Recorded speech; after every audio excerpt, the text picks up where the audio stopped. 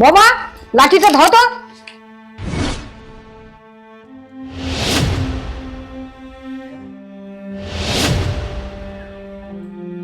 আরে মা, তুমি এসব কি করছো? বৌমা, তুমি আমার সাথে এরকম কেন করছো?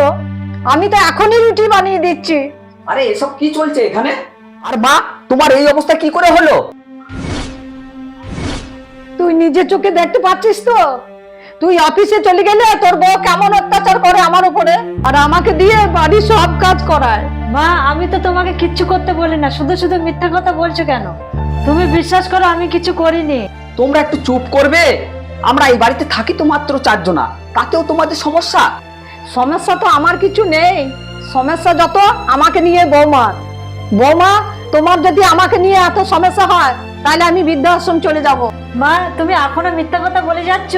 বিশ্বাস করো, তুমি মা এসে আমাকে লাঠিটা ধরিয়ে দিল, তারপর ময়দা আর জল নিজের গায়ে ঢেলে নিল। আমি কেন নিজের গায়ে ঢালতে যাব? অনিতা, মা কেন নিজের গায়ে আটা ঢালতে যাবে? তুমি নিশ্চয়ই কিছু করেছো। তুমি আমাকে বিশ্বাস করতে পারছো না? বিয়ের পর থেকেই তো আমি এই বাড়িতে সব কাজ করি। প্রথম প্রথম তো সব বউরাই করে, কিন্তু আজকে যে তোমার রূপটা নিজের চোখে খোকা দেখে নিল। এতে আমার কি ভুল আছে? ভুল তো তুমি করেছো, সেটা আজ আমি নিজের চোখে দেখলাম। আমার মনে হয় এই বাড়ি থেকে যে কেউ একজন বেরিয়ে যাও। এইভাবে তুমি বলতে পারো না। আমি যদি বাপের বাড়ি চলে যাই, সেখানে গিয়ে কি জবাব দেব, যেখানে আমার কোনো দোষ নেই? দোষ কার আছে না নেই সেটা আজ আমি নিজের চোখেই দেখেছি। তাই এই বাড়ি থেকে তুমি নয়, মা বেরিয়ে যাবে। খোকা, এটা তুই কি বলছিস? আমি ঠিক বলেছি। তোমার লজ্জা করছে না এসব করতে? আমি অফিস থেকে ফিরে সব দেখেছি। এছাড়াও সেদিনকে লবণের তরকারিটা তুমি বেশি বেশি দিয়েছিলে, সেটাও কিন্তু আমি দেখে ফেলেছি।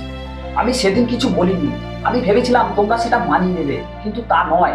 তাই আমার মনে হয় এই বাড়ি থেকে তোমার বেরিয়ে যাওয়া উচিত। আমাকে ক্ষমা করে দে বাবা। কেন মা, তুমি এসব করতে গেলে কেন? ও তো তোমার সব খেয়াল রাখে।